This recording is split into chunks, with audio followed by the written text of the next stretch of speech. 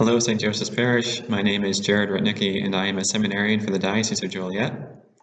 Like many schools across the country, seminaries have also closed their campuses due to the coronavirus, and seminarians like myself have found us returning to our home diocese, where we're continuing to take classes, study, go to spiritual direction, and basically do everything that we can to continue seminary formation away from the seminary.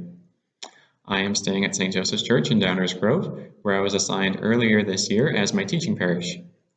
Right now, I'm in the Eucharistic Chapel in the Parish Center, and I've been spending time in here every day over the past month, praying, reading scripture, lifting up you and your families in prayer. If there's one thing I can encourage you to do during this time of quarantine, it's simply to use this time of isolation for prayer, for cultivating your relationship with God. It doesn't need to be long. It could be just 5 or 10 minutes at the end of the day, reading from the gospel or thanking God for the blessings of the day, or simply being in silence. And if you do this, I think you'll find your time of isolation being transformed into a time of intimacy with the Lord and communion with other people.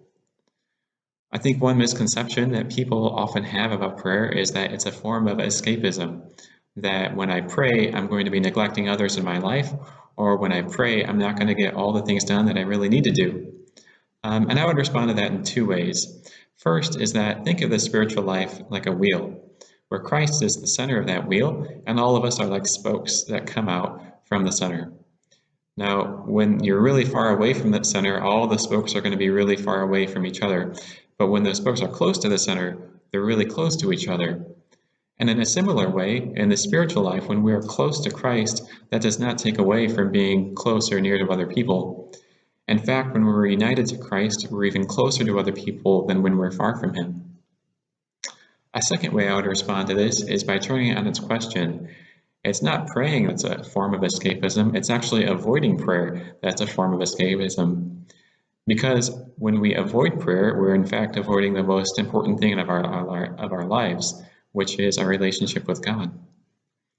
When Martha complained to Jesus that Mary was not doing anything and that she needed to help him, Jesus responded to her by saying, "Martha, you are worried about many things, but only one thing is necessary." Use this time of isolation to do the one thing that's necessary, to be at the feet of Jesus. When we remain close to Jesus, who is the head, we remain close to each other as members of the same body.